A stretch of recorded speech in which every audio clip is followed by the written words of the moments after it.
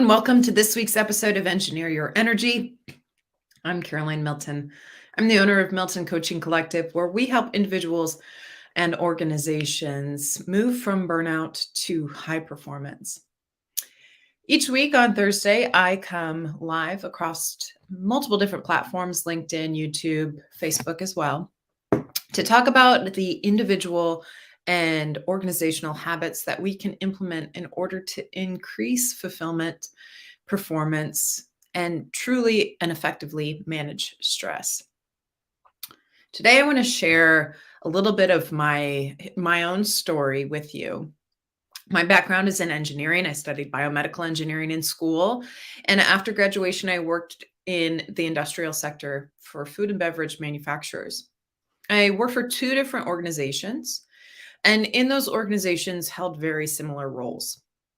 So maintenance and engineering manager, which required on call 24 hours a day, 7 days a week, required a lot of in-person time where I was out on the floor helping mechanics look at breakdowns, talk through parts issues, performance issues, so on and so forth. The requirements of my job were very similar, but my experiences of work were very different. In one organization, I thrived, and in the other organization, I burned out. And as I've taken time now to reflect on those two experiences, I can understand one major contributing factor to why I burned out in one circumstance and not the other. And that reason is meaning.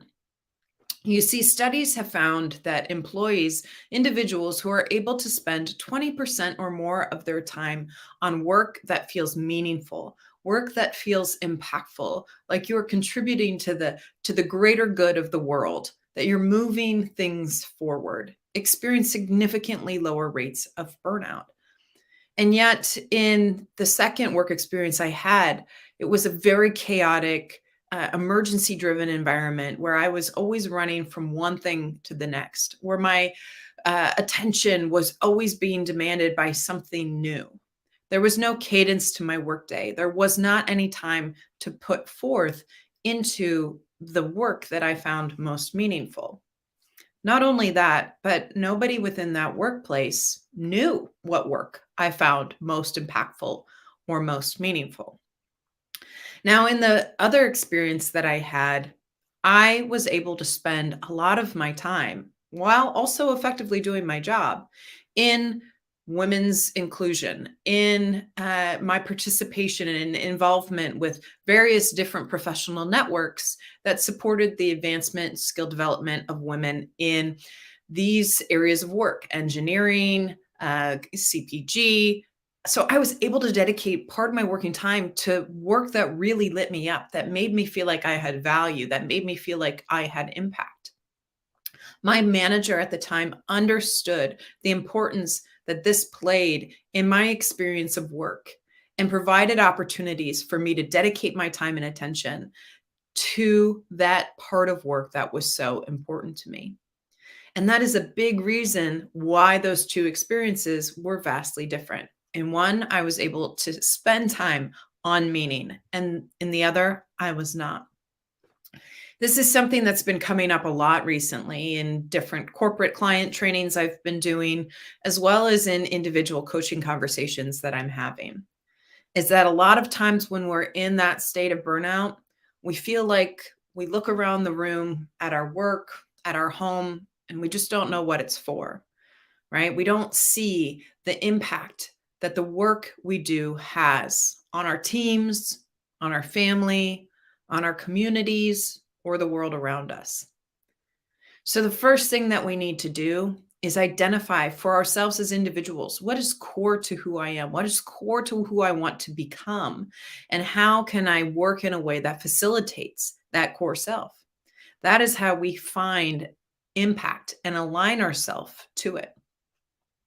Once we understand the meaning of our work, the impact of our work, then we need to be advocates for ourselves in conversations with our managers, in conversations with our family members, with our community.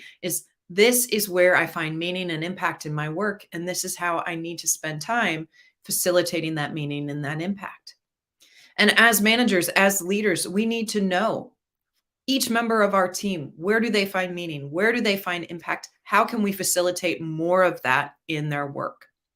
That's how you truly and effectively build a team towards high performance, is by aligning that impact and that meaning to your goals, to your projects, to the initiatives that you have within your place of work. So I have a worksheet for this very practice as an individual. How can I begin to align my core values? And I do use Brene Brown's list of values from Dare to Lead. But how can I reflect on this and align my core values with what it is that I'm doing, with my work, with my meaning, with my impact? If you want access to that worksheet, please comment on this video. Let me know that you're interested in that. I'll send it to you privately. On YouTube, you'll have to share your email with me so that I can send it via email. On Facebook and LinkedIn, I can send it via Messenger. So with that, thank you for joining me for this week's episode of Engineer Your Energy. My challenge to you as you leave today's session is to spend time every day for the next week aligning yourself to your meaning and your impact. If you don't know what it is, find it today. Work towards that alignment. Each Thursday, I come live with different conversations around individual and organizational change that needs to occur so that we can have better relationships with stress, improve our tolerance to stress, improve our performance, and improve our fulfillment. If you're not already following me, make sure that you follow me. Make sure that you follow the hashtag #TransformingTired so that you can stay up to date on all of this really valuable information that can transform your life and transform your work. If you're interested in learning more about individual coaching or the work that I do with organizations to move towards high-performing teams, visit miltoncc.com. It's here on the screen. You can learn more about how to work with me. Until next week, be well.